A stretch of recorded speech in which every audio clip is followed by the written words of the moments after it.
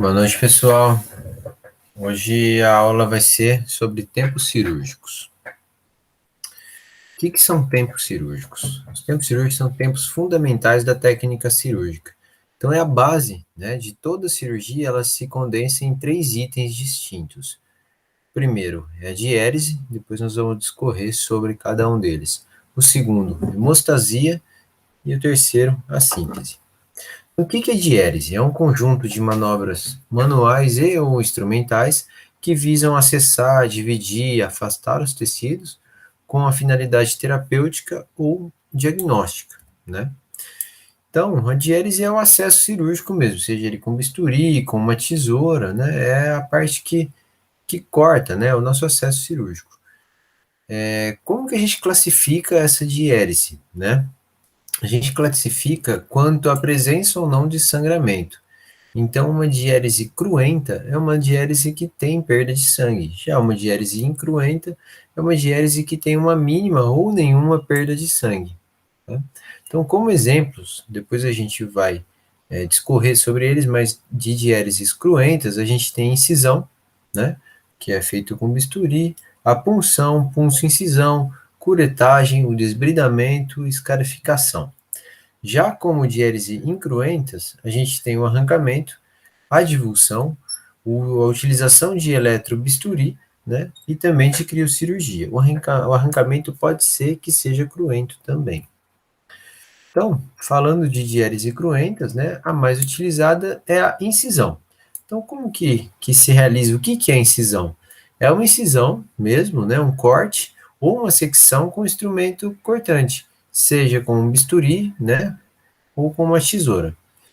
E algumas recomendações são feitas para que a gente realize essa incisão da maneira mais adequada, né, para a gente promover o melhor para o nosso paciente.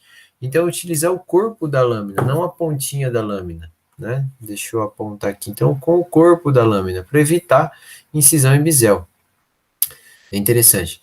Incisar apenas o tecido necessário. A gente não incisa nada mais do que seria o necessário, né? Para a gente reduzir esse trauma tecidual. Porque esse trauma, quanto menor, menor é a reação inflamatória desse paciente, né?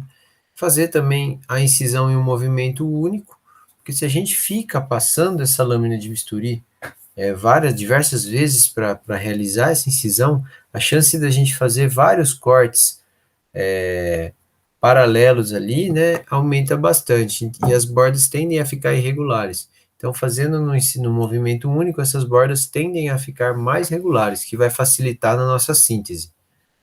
E em planos mais profundos, né, quando a gente vai adentrar cavidades que vão ter, né, contato direto com vísceras, a gente utiliza tesoura, né?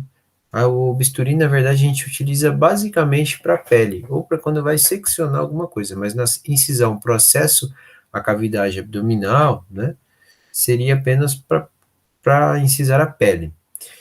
E a tensão realizar a tensão desse tecido a ser incisado, vai facilitar, né? Por exemplo, se eu for fazer um corte, né, fazer uma incisão aqui no meu braço, essa pele tende a dançar. Então, eu com uma mão, eu estabilizo, né, eu estico tensiono essa pele, para que eu consiga fazer a minha incisão da maneira mais retilínea, mais firme possível. Outra diérese cruenta também é a punção. Então, a punção com trocarte, com agulha, qualquer coisa, né? É uma expressão, né, que define um mínimo de diérese. Então, o que é isso? É só fazer uma punção, furar mesmo esse tecido. Para quê? Qual é o objetivo disso, né? Drenar líquido, gás ou outro conteúdo acumulado em órgãos ocos ou cavidades, né? Para quê? Para aliviar a pressão ou para a coleta desse material. Também uma diérese muito cruenta, muito utilizada é a punção-incisão, que inicialmente a gente realiza uma punção, né, com instrumento cortante agudo, em seguida é promovida a incisão ampliando a abertura inicial. Então, geralmente, quando a gente vai fazer o acesso mesmo à cavidade abdominal, a gente não sai, né? Localiza a linha alba lá, não pega o bisturi e faz essa secção. Então, ele leva para não tocar nenhum órgão ali interno, né? E faz uma punção-incisão com esse bisturi, para a gente adentrar uma tesoura e ampliar esse acesso, né? E também é utilizada a punção-incisão para drenar abscessos, né? Para drenar hematomas e também, como eu já disse, ao acesso das cavidades. Outra diérese cruenta também é a dilatação, com tecido mesmo, né? Que já foi incisado. Para quê? Para a gente ter maior visibilidade e para manipular, né, fazer manobras nesses planos profundos ou em órgãos que estão dentro dessa cavidade de difícil acesso. A gente pode fazer isso ou com a mão mesmo, né, mas geralmente em pequenos animais fica difícil. Um dedo já dificulta bastante a visualização. Então a gente utiliza afastadores, né, que no caso aqui é o Farabeuf, que eles são manuais, eles necessitam que a gente tracione essa cavidade, e autoestáticos, alguns afastadores que a gente coloca uma carga nele e ele segura esse tecido afastado. Eles são de Gosset, Finocheto, Guelph, Weightliner, existem diversos afastadores autoestáticos que eles vão ser aplicados de acordo com o tecido que a gente vai afastar. Alguns requisitos básicos para uma diérese, né? Então, assim, é realizar a incisão, como eu já havia falado, em um único movimento. Essas bordas, né, ficarem bem nítidas e regulares, isso vai facilitar muito os nossos próximos passos, que é dos outros tempos cirúrgicos. Ter uma extensão adequada, então nem abrir demais, né, porque a gente vai causar uma inflamação, perder tempo, tanto o processo quanto na síntese ali, para a gente fechar essa área maior que a gente essa extensão maior acessada, né? Ou nem pequeno demais, a ponto de a gente não visualizar o que realmente precisa ser visualizado, então tem que ter extensão adequada. É bem importante a gente determinar antecipadamente o plano de ação antes de fazer a diérese, o nosso acesso, nossa incisão. Porque de acordo com o ponto que nós queremos acessar ali na cavidade, vamos dar um exemplo, né? Por exemplo, se for uma cirurgia de trato urinário, ali de bexiga, vamos falar assim, né? De vesícula urinária. O nosso acesso será bem caudal, interço-caudal do abdômen. Então, é muito importante a gente determinar antecipadamente esse plano de ação, do que fazer uma incisão lá na frente e ter que ampliar lá até a porção onde se encontra o órgão a ser operado, né? Sempre respeitar e conhecer a anatomia regional, né? Não só pensando em cavidades, né? Mas em acessos de ossos, né? Vamos falar assim, em acessos ortopédicos, acaba que a gente tem que conhecer toda a anatomia e respeitar, né? Então, em um acesso ortopédico, por exemplo, a gente não sai seccionando até chegar no osso. Não, a gente faz incisão de pele, faz a divulsão de subcutâneo, né? E vem afastando o músculo, respeitando a vascularização e inervação da região, né? Para a gente ter uma recuperação perfeita desse membro, né? Dessa área operada, independente de qual seja. Outra coisa também é evitar a formação de espaço morto. Então, quando a gente faz uma incisão, né, acaba que esse tecido, nós sempre, né, toda cirurgia, vamos falar de cirurgias abdominais, né, que o exemplo fica mais simples. Então, existe o plano superficial ali, que é pele, depois tem o subcutâneo e tem musculatura. Então, a gente tem que evitar, né, no acesso, afastar demais esses tecidos, senão essa formação de espaço morto do nosso acesso, ela vai ter uma formação de líquido exudato inflamatório, o que vai favorecer aí a infecção e uma deiscência de sutura. Então, é interessante também ser bem objetivo na nossa diérese. Também é importante manipular delicadamente todos os tecidos, isso aí vai causar um trauma menor, com lesões, né, microlesões menores, né, e melhorando também a nossa cicatrização e reduzindo também o sangramento, né, perdendo menos tempo na próxima fase aí, que é a hemostasia. E sempre que possível, acompanhar as linhas de tensão da pele. O que é isso? Né? A pele, eu sei que a linha de tensão, por exemplo, no braço, é essa, né? E não essa. aqui está mais tenso, entende? Então, se eu fosse fazer uma incisão, né, fazer uma diérese desse braço, eu teria que fazer dessa forma. Por quê? Eu consigo posicionar os tecidos após, né, no momento da nossa síntese, sem muita tensão tecidual. Então, sempre que possível, acompanhar essas linhas de tensão da pele. E várias vezes nós já temos isso definido. Mas quando gerar dúvida, pode ser feito essa tração e o ponto onde tiver menos resistência é o sentido que você deve fazer essa diérese. Então aqui a gente tem alguns exemplos, né, para fazer de maneira longitudinal, para ver, realizando essa síntese, que será o próximo passo, de uma maneira com menos tensão. Então, sempre respeitar as fibras aí, histológicas, seja da pele, principalmente da pele, né? Mas também pensando em outros tecidos como musculatura. E também, eu não recortei, desculpa, depois, quando eu disponibilizar para vocês esse slide, eu vou colocar certinho. Aqui tem as linhas de tensão da pele. Agora vamos entrar na segunda fase, no segundo tempo cirúrgico. Após a nossa diérese, né, após incisar, cortar, para o acesso, nós temos que realizar a hemostasia. O que é hemostasia? É o conjunto de processos responsáveis pela contenção do sangue no interior do espaço vascular, também bem como a sua fluidez sob condições normais ou ainda impedir a circulação sanguínea temporária em determinada área que a gente vai operar. Então, essa hemostasia ela pode ser temporária ou definitiva. Então, o que seria uma hemostasia temporária? Então, eu vou realizar uma cirurgia distal, né, num membro.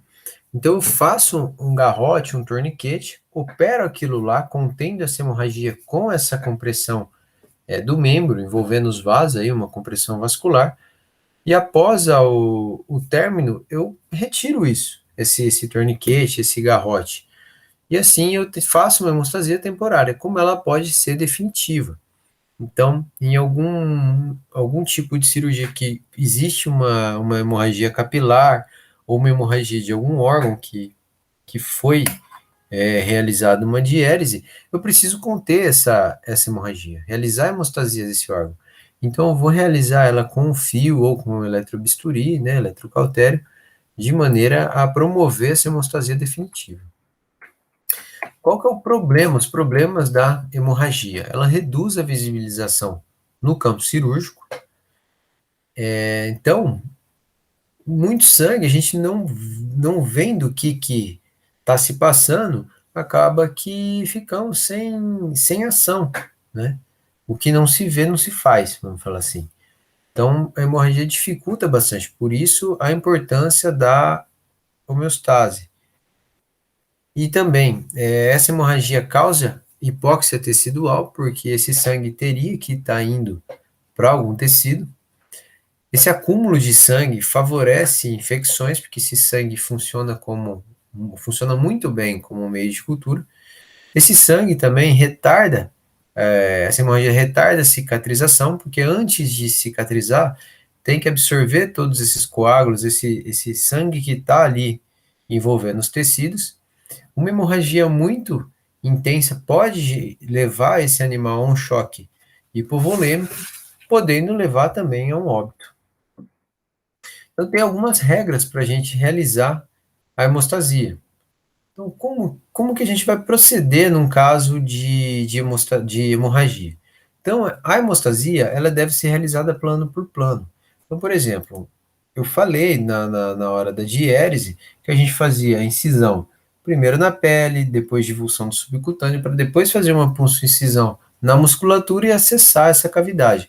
Então, no caso, no primeiro momento ali, quando foi realizada a diérese na pele, se por acaso tiver alguma hemorragia, algum sangramento, essa hemostasia tem que ser controlada antes de passar para o próximo plano.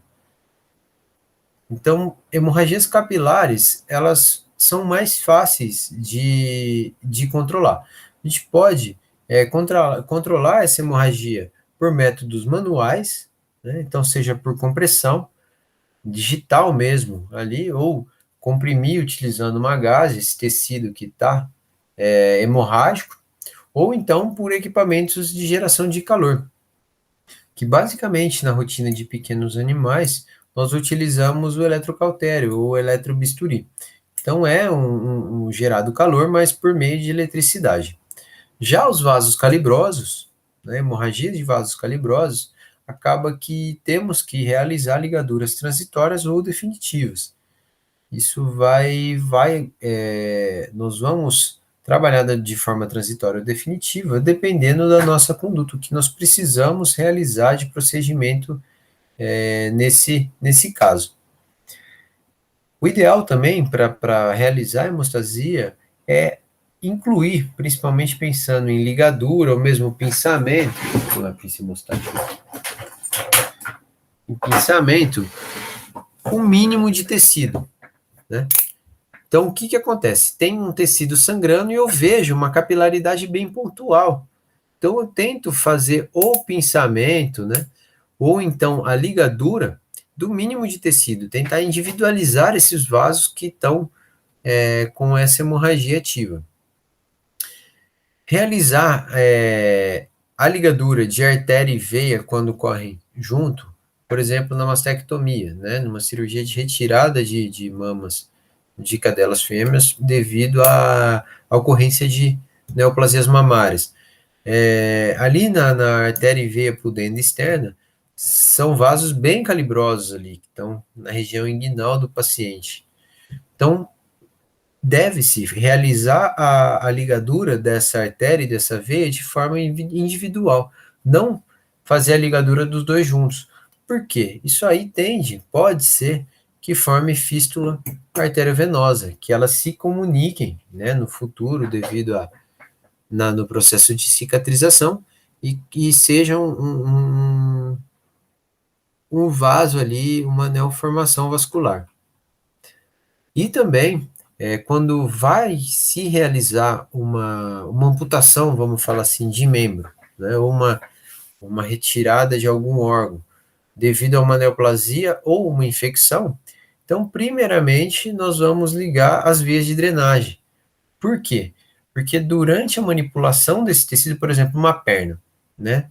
Se a gente for realizar, o animal tem um osteosarcoma, né? Uma neoplasia óssea maligna ali. Se a gente, o que nós temos de recurso no animal com essa afecção? É amputação e tratamento com quimioterápico, certo? Então, nesse caso, quando for realizar a amputação, a gente já acessa ali, né? Entre o músculo pectíneo e a cabeça cranial do sertório, de modo a localizar a artéria e a veia femoral. E qual nós vamos ligar primeiro? Nesse caso de neoplasia e infecções. Primeiro nós vamos ligar as veias de drenagem. Por quê? Teoricamente, se a gente ligar a veia de drenagem primeiro, esse membro vai encher de sangue e na hora que eu realizar a ligadura da artéria para amputar, eu vou fazer uma sangria dele. Porém, se eu ligo primeiro a artéria e manipulo esse órgão para depois ligar a veia, eu vou desprender muita celularidade neoplásica ou infectada, né, para a corrente sanguínea desse animal. Então, em caso de neoplasia e infecção, sempre ligar primeiro as veias de drenagem e depois as artérias de alimentação. A hemostasia, eu havia falado, né, de dois tipos, que seriam temporária ou definitiva. Então, a temporária, o que é a função da hemostasia temporária? Reduzir ou suprimir o fluxo sanguíneo transitoriamente. Como eu já citei, né, alguns tipos delas são o garrote. O garrote é a gente realizar isso com um elástico, com uma corda, ou com uma bandagem elástica, né? Essa faixa de Smart é uma faixa elástica, é uma tira elástica com que a gente realiza uma compressão ascendente de um membro, é utilizado principalmente em grandes animais, para a realização de uma hemostasia temporária. Também pode ser utilizado manguitos pneumáticos, que é esses que a gente observa que mensura a pressão arterial, sabe? Também torniquetes, que vão trabalhar, vão funcionar da mesma forma que os garrotes. É também interessante utilizar posições hemostáticas. O que é isso? É a utilização da gravidade ao favor da hemostasia. Então, por exemplo, vamos operar um membro, né, no caso de um cão. Subir esse membro, né, elevar, inclinar essa mesa cirúrgica de modo que ao membro a ser operado ele fique mais alto e principalmente mais alto em relação ao nível do coração, ao nível cardíaco ali. Então, vai reduzir a pressão arterial desse membro que está ali para cima. Também pode ser realizado como hemostasia temporária a compressão digital, tanto direta, igual eu falei, né? Tem uma ferida ali sangrando, no animal teve um corte acidental, traumático no braço. Você vai lá e pode segurar, como pode com uma gaze ou até enrolar uma bandagem fazendo uma compressão que vai realizar essa hemostasia temporária. Também existem clampos vasculares, que são grampos, vamos falar assim grosseiramente, que realizarão essa hemostasia até o momento que a gente queira retirar ele, mas ele pode ou não ser retirado. Eles são confeccionados de materiais biocompatíveis. E também com a utilização de pinças hemostáticas. Isso aqui é uma pinça hemostática. Parece uma tesoura, mas diferente, a tesoura a gente tem corte, né? Então, a tesoura, ela corta. Já a pinça hemostática, o que ela realiza? Ela tem cremalheira que ela trava. Então, ela trava aqui de modo que não escape. Então, a gente utiliza bastante. Essa aqui é uma Crile reta de 16 centímetros. Depois também nós vamos ter que saber identificar cada instrumental. Então, uma pinça hemostática nós podemos um vaso que está sangrando, né? Até o momento que a gente queira liberar o fluxo sanguíneo desse vaso. Aí libera e deixa sangrar. Então, realizamos, ou deixa fluir esse sangue. Realizamos uma hemostasia temporária. A hemostasia definitiva ela obstrui de forma permanente o lume de vasos.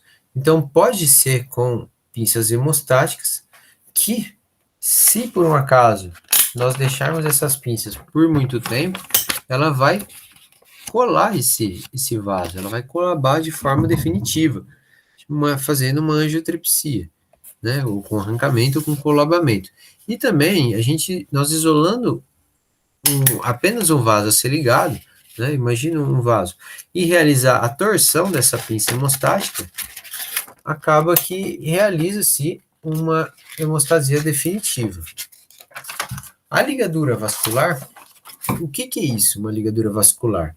É nós pegarmos um fio e envolver esse vaso e dar um nó, de modo que essa ligadura aperte esse vaso para conter essa hemorragia, para realizar essa hemostasia.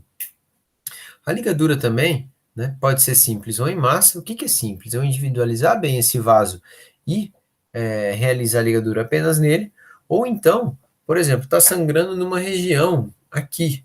Eu dou uma ligadura em massa, pegando mais tecido, seja ele principalmente subcutâneo ali, ou muscular, de modo que realize essa hemostasia, mas fazendo essa ligadura em massa. A ligadura por transfixação, como que se realiza isso? É muito utilizado em casos de castração, né, de ovário esterectomia. O que é isso? Então eu pego a agulha, eu transfixo, eu furo esse vaso e dou um nó de um lado e dou um nó de outro. Por quê? Para não correr. Preso, furando esse vaso com agulha, essa ligadura ela não vai escapar dali. A eletrocoagulação, que no caso aqui eu tô... Estou realizando eletrocoagulação aqui com um eletrobisturi.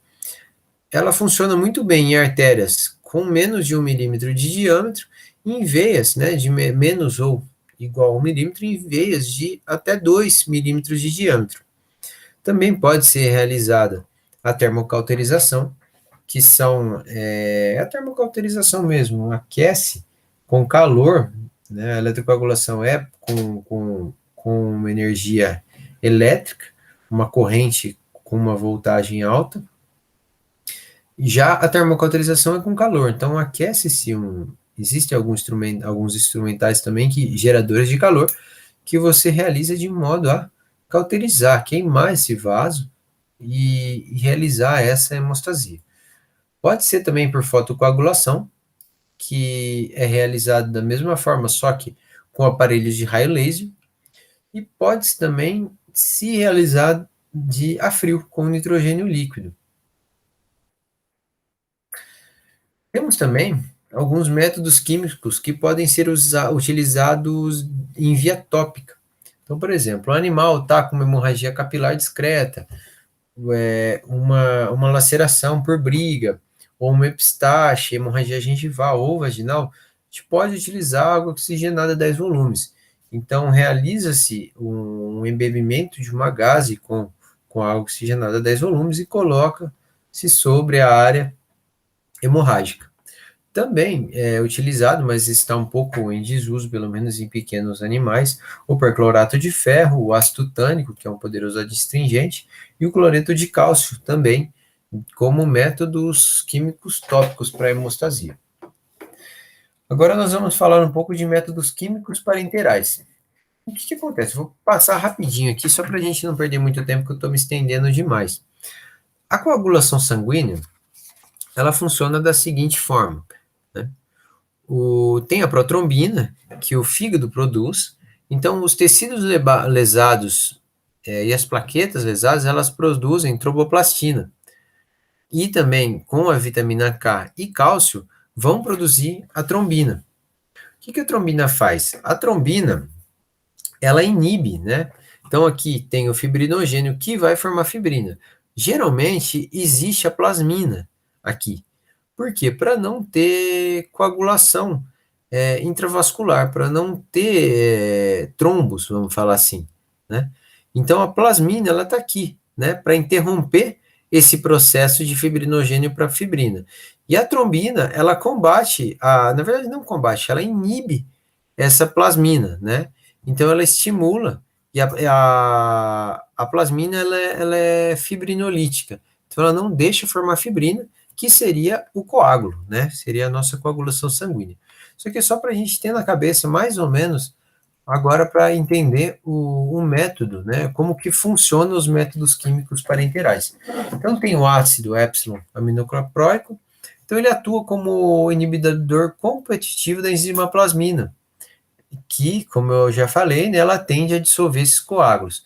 Então, a plasmina, né, ela vira fibrolisina, então ela é proteolítica no soro sanguíneo. Então, por sua ação antiplasmínica, ela atua corrigindo o sangramento anormal em várias condições patológicas, como síndromes hemorrágicas, né, no caso de leucemia, por exemplo. Alguns outros métodos são a menadiona e a menadiona bisulfito de sódio. Então, são análogos da vitamina K. A menadiona pode ser via oral, e a menadiona bisulfito de sódio, ela é mais potente e pode ser injetável, seja ela na via subcutânea, intramuscular ou endovenosa. Então, ela vai atuar anteriormente ali na nossa cascata de coagulação. Outro método também muito utilizado é o ácido tranexâmico, ou transamin, né, comercialmente chamado. Então, ele inibe a ativação do plasminogênio em plasmina, e, consequentemente, ela inibe a fibrinólise, né? Ela é bastante utilizada no tratamento de hemorragia associada à fibrinólise excessiva. Então, tem diversas, até inflamação, doenças metabólicas, ou mesmo distúrbios ali, decorrentes de um trauma, que vão ter essa parte de uma ativação muito intensa da plasmina, né, devido à perda de sangue e risco de coagulação, né, e risco de coagulação intravascular. Então, ela vai inibir essa fibrinólise para conter a hemorragia ali no local. Pode ser realizado de maneira via oral ou também endovenosa. Sempre que realizar, ela causa uma hipotensão muito importante. Então, fazer bem diluído e bem devagar, que essa hipotensão gera náusea, pode até ocorrer vômito nesses pacientes quando realizado, né? Não no transcirúrgico, no transanestésico, mas em animais acordados. Tem alguns métodos biológicos tópicos que são bastante utilizados, muito interessantes, que são em esponjas de fibrina ou de colágeno absorvente. Então, o que é isso? É um material que tem uma consistência de esponja. O que a gente mais utiliza é uma espuma, que é uma esponja de colágeno hidrolisado mesmo. Então, ela tem, quando tem essa hemorragia capilar, né, superficial ou órgão parenquimatoso, no caso de fígado, lacerações de fígado não há necessidade de uma lobectomia, de uma extirpação de um lobo hepático, pode-se realizar a colocação dessas esponjas hemostáticas em cima. Isso forma uma membrana de coágulo, né, na hora que ela entra em contato com qualquer fluido biológico, seja solução fisiológica, solução salina mesmo, ou até sangue, e contém a hemorragia tópica ali, muito interessante. Tem esse Surgicel também, que é da Eticon, que eu nunca utilizei, mas todo mundo fala muito bem. Mas o Hemospum tem um preço um pouco mais acessível e nós temos muitos bons resultados. Utilizado também o pessoal da Odonto, utiliza esse Hemospum. E esse Hemospum tem diversos tamanhos, essas esponjas. Esse frasco aqui, a gente tem 10 unidades de 1 por 1, é um cubinho. Tem também alguns que tem 10 centímetros por 10 centímetros, né? Então é uma manta, vamos falar assim, que auxilia bastante no transcirúrgico. Outro método também biológico parenteral é a transfusão de sangue seco, de sangue fresco. Então, quando tem deficiência de fator de coagulação ou de plaqueta que está resultando em hemorragia, pode ser corrigida essa deficiência pela administração ou de sangue total fresco, ou de plasma rico em plaquetas, ou de plaquetas. Passando para a próxima fase, para o próximo tempo cirúrgico, que é a síntese. O que é a síntese? É o conjunto de manobras manuais e instrumentais, né, através do uso de fios e outros materiais, que visa restabelecer a condição anatômica funcional dos tecidos depois que este foi aberto acidentalmente ou cirurgicamente. Então, algumas regras da síntese. A primeira coisa, tem que ser realizada uma boa antisepsia e asepsia. A contaminação local, a infecção local, ela tende a dificultar a cicatrização, a atrasar ou da deiscência, ter soltura desses pontos. Deve-se também realizar a hemostasia adequada, então a formação de coágulos e sangue, né, ali na nossa região de síntese, ela dificulta, ela favorece a infecção, né, esse sangue como meio de cultura, e também demora mais a cicatrização, que esse coágulo tem que ser absorvido antes de iniciar a fase cicatricial. Deve-se, durante a síntese, abolir o espaço morto que nós criamos na diérese, então utilizar alguns métodos de sutura para reduzir, para aproximar todos esses tecidos camada a camada, para abolir esse espaço morto. As bordas devem ser limpas e regulares, então, no caso em que se é realizada a diérese, essas bordas já estão limpas e tentaremos, né, faremos de forma regular, retilínea, em um movimento único. Então, em feridas traumáticas, por exemplo, uma laceração ou uma mordida, né, mordida já é mais complicado. Vamos falar numa laceração. Se tiver essa borda toda irregular ou suja, deve-se limpar e regularizar essa borda para fazer uma posição tecidual na síntese de maneira mais adequada. Tem que ter ausência de corpos estranhos e tecidos necrosados, então muito cuidado com fiapos de gaze, excesso de fio, pelo. Nunca utilizar algodão em feridas abertas, porque o algodão solta muito mais pelo do que gaze. Também é muito importante escolher corretamente o tipo e material de sutura que nós vamos utilizar, no caso, os fios. Realizar uma tração moderada desses fios, então não podem ser exacerbados. Essa tração exagerada pode gerar uma necrose tecidual ou uma laceração tecidual, né? Manipulação delicada desse tecido, então não manipular mais do que se precisa, né? Manipular apenas o necessário e com muito cuidado. Evitar, da mesma forma que evitar excesso de fio ou nó, então estabelecer qual é a distância adequada desses pontos para a realização de forma mais adequada e deixar menos fio e nó sobre a ferida cirúrgica, o que vai aumentar a inflamação e retardar a cicatrização, e também evitar nó frouxo. Esse nó frouxo tende a não ter uma posição tecidual tão íntima e também atrasar a cicatrização. Então, a síntese nos materiais, espera que eu tire preparado. Então, o que a gente precisa, né, para fazer essa síntese? De materiais, nós precisamos de porta-agulha. O que é porta-agulha? Ele é um instrumento cirúrgico para prender a agulha e auxiliar na condução dos tecidos, né? Essa agulha no tecido, além de facilitar a confecção dos nós. Nas aulas práticas, eu não sei se eu já gravo alguma coisa para vocês já para adiantar, ou se aguardo as aulas práticas, nós vamos aprender a confeccionar tanto nó com a mão, como a manipulação do porta-agulha e outros instrumentais. Então, os porta-agulhas, eles variam, né, de acordo com o tamanho e também o modelo.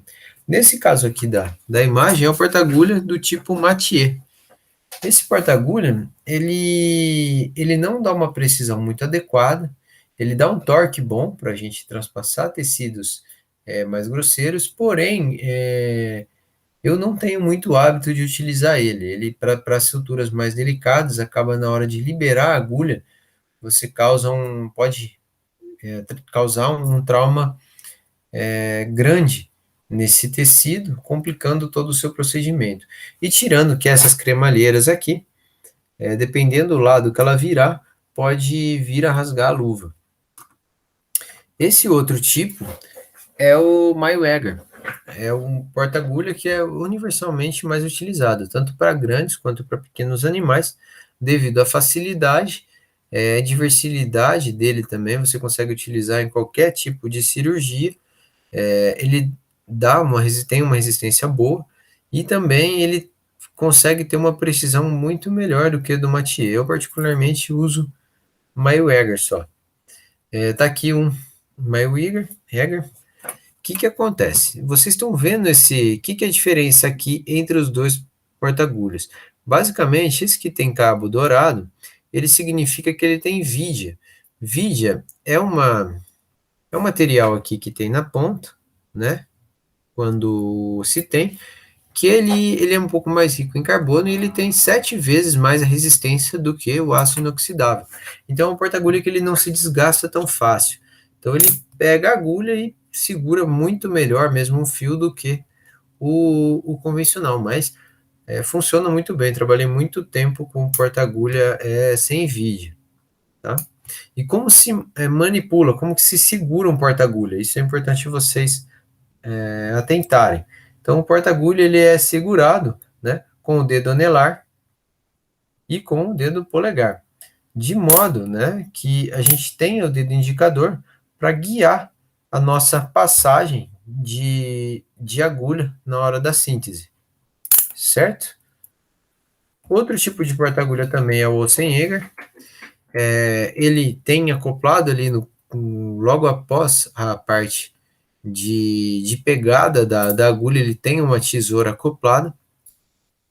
Eu utilizei, mas o grande problema é que essa tesoura ela cega muito rápido.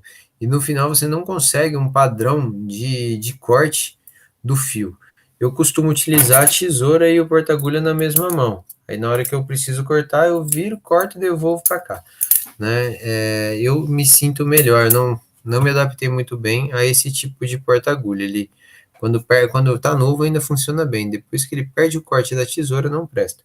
E Airmode é um outro porta-agulha que ele tem. Acho que eu nem coloquei foto. Ele tem uma garra aqui na cabeça que encaixa a agulha. Ele é mais utilizado na veterinária, mas é muito pouco utilizado. Ele não é tão versátil. Ele dá mais trabalho, você perde um pouco mais de tempo para realizar o trabalho. Falando ainda de materiais da síntese. Então, outro material, a gente já falou de porta-agulha, agora a gente tem que falar de agulha. Então, o que é agulha? É um material de sutura utilizado para conduzir o fio através do tecido. Então, ela pode vir separada ou acoplada no fio, né, que são fios agulhados. Basicamente, em pequenos animais, a gente utiliza muito fio agulhado, porque a gente ganha bastante tempo é, com sem bastante tempo que passaríamos agulhando esses fios, tá? Então, essa agulha é dividida em fundo, corpo e ponta, né? Então, o fundo dela pode ser o fundo fechado em fios que não são em agulhas que são para agulhar. Esse aqui é um fio agulhado, então a gente observa que a saída da agulha aqui, o fundo, ele é quase no mesmo diâmetro do fio, tá? Então, em agulhas separadas que não são essa porção aqui, né? A classificação dessas agulhas, elas servem para todos, até de fio agulhado. Agora, nesse caso aqui, né, são para agulhas avulsas. Então, podem ser agulhas fechadas, que são igual agulhas de costura que a gente está acostumados, ou agulhas francesas, que permitem um travamento do fio e deixar um fragmento pequeno de fio ali na cauda, preso na agulha. A agulha, a gente tem algumas coisas que identificam essa agulha. Então, primeira coisa é a curvatura dessa agulha. Então, ela se dá em relação a uma esfera, né? Então, a agulha de 1/4, ela se dá dessa forma, ela tem 1/4 de esfera, vamos falar assim. Uma agulha de 3/8, ela tem 3/8 de uma esfera. A agulha de meia, ela forma uma meia esfera, né, adequada. E a agulha de 5/8, ela passa um pouco da meia esfera, né? Ela é responsável por 5/8 de uma agulha, de uma esfera, de um aro, vamos falar assim, não de uma esfera, desculpa. Esfera seria um objeto tridimensional. Isso aqui seria um aro, só um círculo, tá? Um círculo externo, perdão. Outra coisa também que é muito importante são que nós temos, né? Agulhas traumáticas e agulhas atraumáticas. O que é isso? Essas nomenclaturas aqui eu vou passar aqui, que aqui vai ser mais fácil.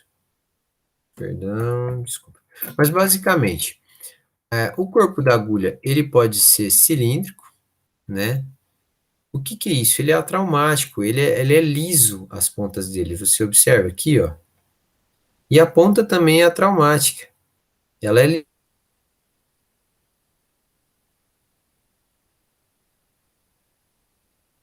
por exemplo, vísceras, intestino, estômago. A gente não precisa de uma coisa trifacetada assim que corte tanto, né, esses tecidos. E quanto menos corte a gente fizer, menos trauma, mais resistência nós vamos ter na nossa linha de sutura, e principalmente nós vamos ter menos risco de contaminação, risco de deiscência, de laceração tecidual também. Aqui, no caso, nós temos uma agulha com o corpo atraumático e a ponta levemente traumática, né? A gente observa que só a pontinha tem esse triângulo.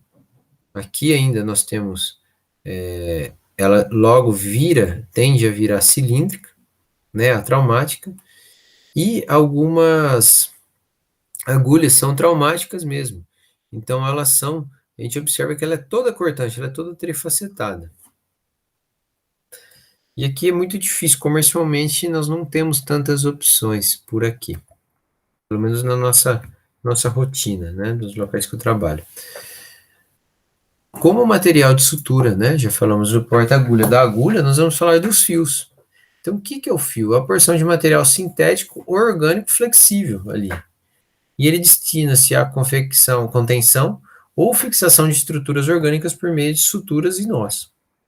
Então, no fio de sutura, nós temos uma grande variedade, tanto quanto ao tipo de material utilizado na sua confecção, ao tempo de absorção ou de não absorção desse material pelo organismo, ao custo, à cor, à elasticidade, né? Então, nós temos muitas opções.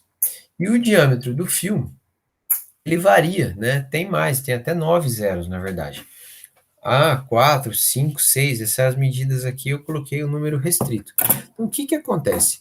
Um fio zero já é um fio grosso, vamos falar assim, se tratando de pequenos animais. Então, quando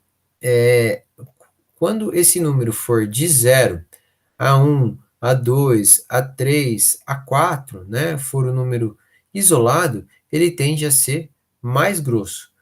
O número de zeros antes, o número antes do zero, né, seriam aqui. Por que não tem um zero? Um zero é um zero só, né? Então, é o 2 zeros, 3 zeros, 4 zeros. Quanto mais zeros tiverem, né, quanto maior for esse número antes do zero, mais fino é esse fio. Então, por exemplo, aqui nós temos um polipropileno, né? Deixa eu colocar aqui, tanto faz. Pode ser aqui. Então, aqui é um fio 4 zeros, é um fio mais fininho, e aqui é um fio mais grosso, né? Um fio zero, tá? Depois aqui no próximo slide eu vou explicar o que é cada medida, o que é cada informação que nós temos nessas embalagens. Então, para começar, sempre na embalagem de fio, independente da marca ou independente do tipo de fio, nós vamos ter algumas informações, algumas não, todas as informações sobre esse fio. Então, aqui a gente tem que é um nylon preto, né? Então a gente já tem o tipo de fio, que é um nylon, e a coloração dele, que é preto, né? Ele é um fio monofilamento, para quê? E uma sutura não absorvível, certo? Então ele é um fio que não é multifilamento, não são um monte de fiozinho pequeno que forma ele é um fio único mesmo, né? A agulha, ele vem agulhado com uma agulha de 3/8, cortante, então ela é trifacetada, né? Ela é traumática, que a gente observa aqui, ó, que ela é esse triângulo aqui, quer dizer que essa agulha é traumática. Então aqui no fio nós temos o tamanho da agulha real, e a agulha tem 3 centímetros de comprimento, essa agulha, certo? E esse fio é o calibre zero, né, o diâmetro zero, e o comprimento desse fio é de 45 centímetros.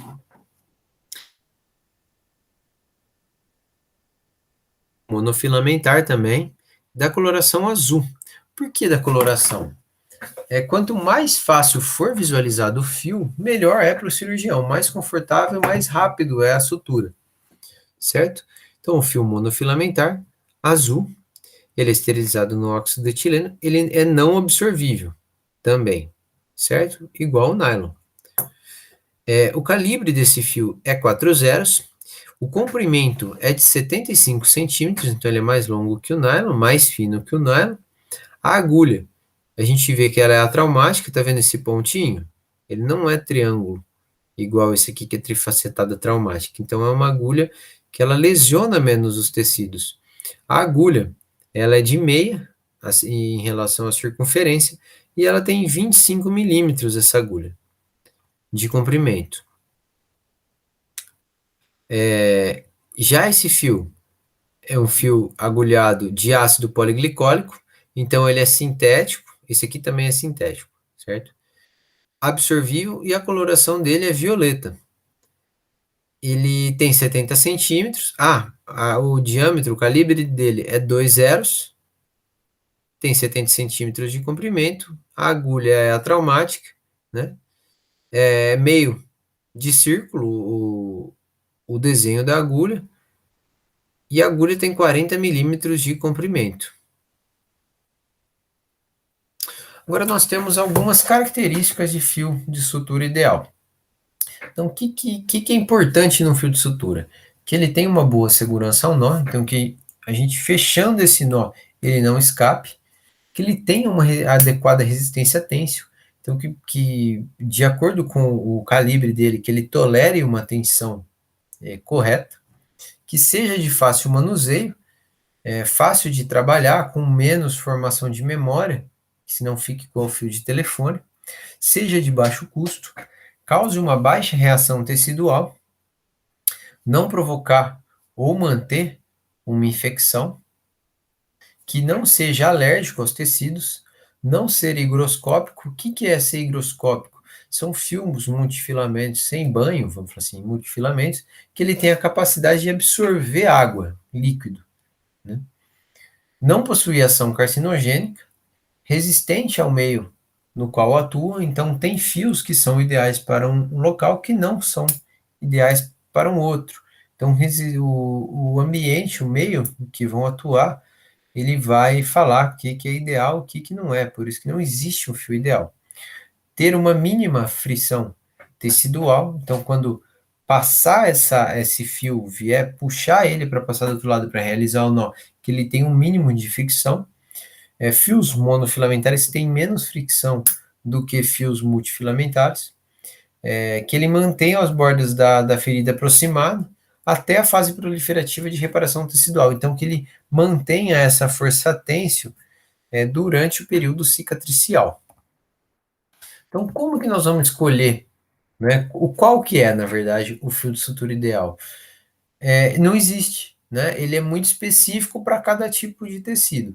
Então, o que é interessante? A gente escolher aquele que mais se aproxime do ideal para o determinado procedimento, ou situação, ou tecido que nós vamos suturar. E o fio de sutura? Então, nós dividimos eles basicamente em dois, né? Que são absorvíveis, que sofrem degradação e perda da resistência à tensão. Então, variam muito o tempo de absorção desse fio pelo organismo, que varia de 7 a 180 dias. Então, eles são recomendados para suturas internas. Eles podem ser naturais ou sintéticos. Naturais, absorvíveis, nós temos apenas o catigu simples e o cromado. O catigu simples tem uma degradação muito rápida, então quase nem é utilizado. Geralmente utiliza o catigu cromado, quando utiliza-se, né? E os sintéticos, que é a poliglactina 910, polidioxanona, poliglicaprone, poligliconato e ácido poliglicólico. Então são fios absorvíveis sintéticos. Dentre eles tem alguns que são multi e monofilamentares. E os fios não absorvíveis, que eles preservam a resistência à tensão por mais tempo. Mas se deixar eles no organismo, eles vão permanecer inalterados ou podem ser encapsulados por esse organismo. E eles são mais recomendados por não serem absorvidos para suturas externas, que têm que ser removidas, serão removidas posteriormente, e também para ter sido sujeito à movimentação excessiva no pós-operatório. Então, alguns fios de sutura não absorvíveis naturais são fios de aço inoxidável, fios de titânio, fios de seda, fios de algodão, fios de linho, e alguns fios sintéticos são os fios de nylon, polipropileno, poliéster e polietileno. E como que a gente classifica essas suturas? Nós classificamos basicamente de duas formas: em suturas contínuas e suturas não contínuas, descontínuas ou separadas. Então, suturas contínuas, elas são suturas que partem de um ponto, um nó inicial, até um ponto, nó final. E ele percorre entre esses nós toda a ferida cirúrgica. O que nós temos de desvantagem numa sutura contínua? Caso esse fio arrebente em um determinado local, toda essa sutura é desmanchada, né? Ela se desmancha e é perdida. O que nós podemos fazer para melhorar isso é fazer algumas paradas, né, durante essas suturas contínuas. Mas mesmo assim, essa seção que não teve parada, ela, caso venha arrebentar esse fio, ela vai se perder. E também, suturas contínuas nem só tem desvantagem, tem vantagens também. tem uma confecção mais rápida, então, pelo fato de não ficar dando nós, né, a cada ponto, ela é bem mais rápida. Ela tem também uma fácil remoção, porque da mesma forma que quando ela se solta, né, quando rompe esse fio, ela rompe totalmente, para remover a mesma coisa, a gente corta só um segmento e retira todo esse fio. Economiza fios, porque rende mais, não tem os descartes de nó, e menos fio é colocado no leito da ferida cirúrgica, causando uma menor reação inflamatória. Mas nós temos artifícios também de manipular, colocar esse nó lateralizado da ferida cirúrgica em pontos não contínuos. Depois eu vou explicar para vocês também nas aulas práticas. E também, eles causam uma boa captação das bordas da ferida. O que não acontece, o que acontece também, né, não é diferente nas suturas descontínuas. Quais são os tipos mais empregados dessas suturas contínuas? São a simples contínua, ou também chamada de cerzidura, a festonada, que é também chamada de Reverdun, o Wolff, que é o uso horizontal contínuo, o tipo de Schmiden, o Cushing e o Lambert. As suturas descontínuas, elas são suturas em pontos separados, então as bordas de ferida são aproximadas pela confecção de vários pontos de suturas individuais ao longo de seu comprimento, onde cada ponto aproxima apenas uma parte da ferida. Como vantagem, esse tipo de sutura ele permite que seja retirado algum ponto para drenagem, caso tenha secreção da ferida, sem comprometer toda essa sua sutura. É mantida também a posição do tecido, mesmo se um ponto vir a romper, diferente da contínua, que solta tudo junto. Ela tem muito mais segurança, né, quando é necessário aproximar bordas com tensão. Então, assim, em animais agitados ou locais tecidos que ficou tensionados, é interessante realizar uma sutura descontínua. E como desvantagem, né, nós temos uma execução mais lenta, porque a cada passada de fio tem que se realizar os nós, tem uma grande quantidade de material utilizado, gasta muito mais material do que nas suturas contínuas, então eleva o custo, e a grande quantidade de material mantido no paciente, então tem uma maior reação inflamatória, mas isso é possível tratar lateralizando os pontos. E nas suturas descontínuas, os tipos mais frequentemente empregados são o simples separado ou isolado, o Wolff, né, o Wolff ou o horizontal separado, ela pode ser simples ou captonada. O Donati, que é também chamado de U vertical, que é simples, pode ser simples ou captonado ou encavilhado. A sutura de Lambert separado, suturas de Swift, suturas de imbricação lateral em jaquetão, suturas em X, né, Sultan, né, ou X também, como é chamado. Também tem a sutura de Guambi, ou Gambi, que eu utilizo bastante em órgãos cavitários, principalmente intestino. Também dá para unir as bordas cirúrgicas, isso se tratando de pele, isso aqui não se aplica. Esses padrões de sutura, né, esses tipos, eles se aplicam. Existem fios que têm uma aplicação mais específica em determinado fio, em determinado tecido. Por exemplo, o Sultan, né, ou o X ou simples separado, ele é muito utilizado em musculatura. Já o Wolff, por exemplo, ou simples separado, ele é mais utilizado em pele.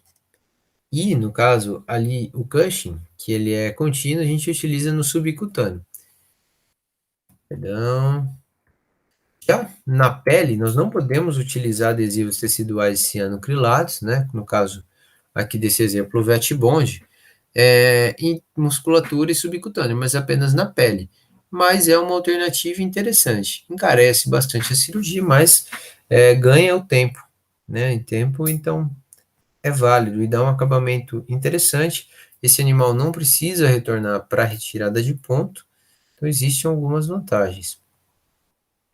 E também a utilização de grampos metálicos, então encarece um pouco a cirurgia, ganha muito tempo, né? Então vem com um aplicador, com um grampeador específico para cada marca e cada tamanho de grampo, e também com o extrator desses grampos, né? Para como se fosse a retirada dos pontos.